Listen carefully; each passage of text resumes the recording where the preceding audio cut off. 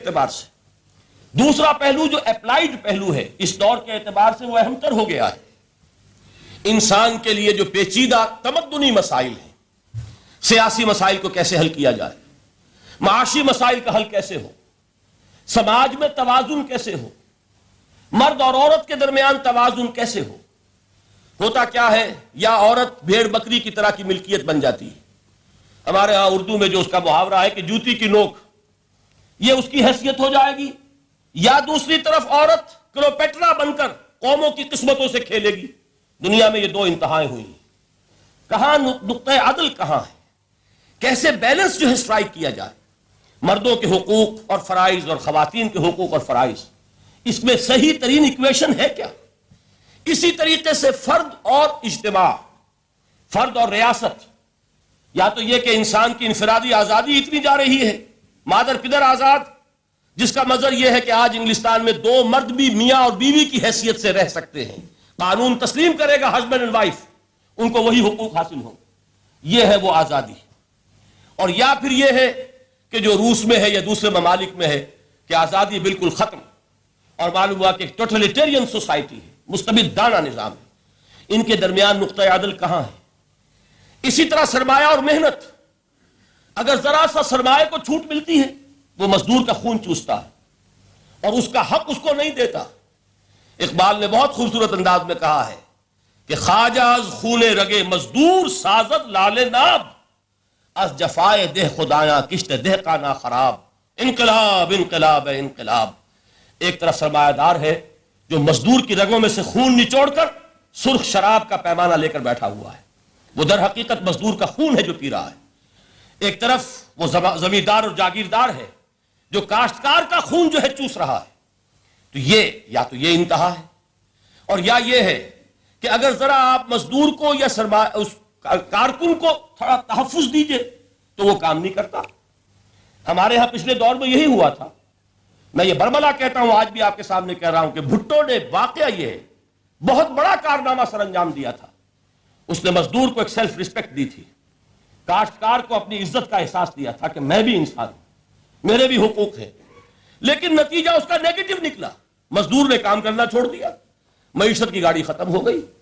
وہ چیز کہ جو متوازن ہو، جس میں مزدور کو اس کا حق مل رہا ہو اور پسینہ خشک ہونے سے پہلے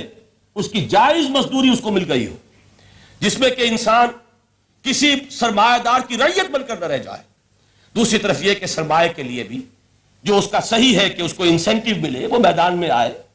اس کے اندر رسک لینے کے جو ہے وہ صلاحیت پیدا ہو۔ ان دونوں چیزوں کو کیسے متوازن کیا جائے؟ واقعہ یہ ہے کہ یہ ہے وہ پیچیدہ مسائل جن کا حل قرآن میں ہے۔ ہماری بدقسمتی کیا ہے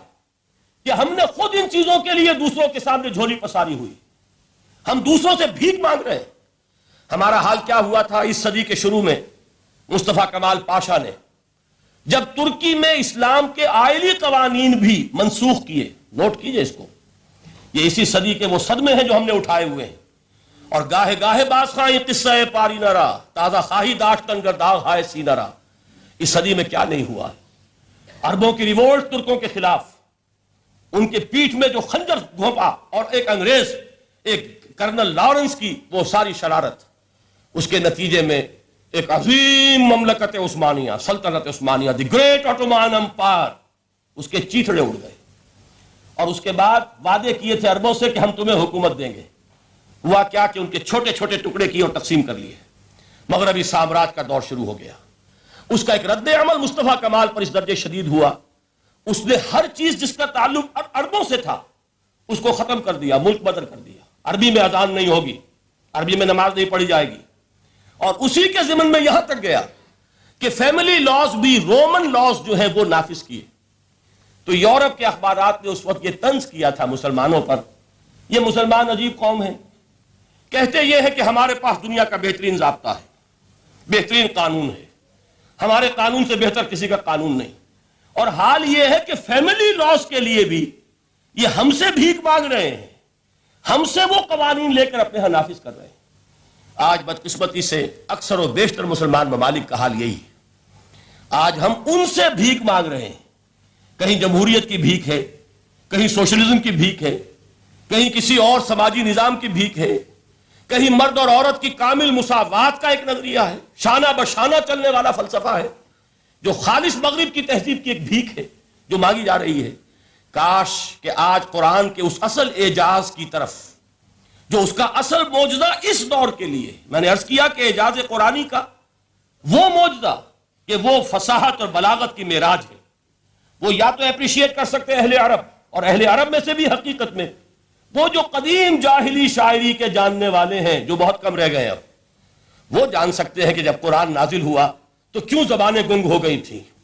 کیوں کوئی ایک شخص جھوٹ موٹ کو بھی مدعی بن کر نہیں آ سکا کہ یہ میں نے قرآن کی جیسی ایک کتاب یا قرآن جیسی ایک سورت یا قرآن کی طرح کے چند جملے میں نے موضوع کر دیے ہیں۔ لیکن دوسرا پہلو ہے فکر اور فلسفہ، اس کے اعتبار سے جس کا سب سے بڑا ثبوت اس دور میں علامہ اقبال، اور تیسرا پہلو ہے Islamic social sciences, political science, economics, sociology. اس میں جو کچھ قرآن نے دیا ہے، جو آج بھی انسان کی رہنمائی کے لیے بہترین نظام ہے، اس نظام کو ہم سمجھے، اسے دنیا کے سامنے پیش کریں، تب در حقیقت قرآن مجید کا اعجاز سامنے آئے۔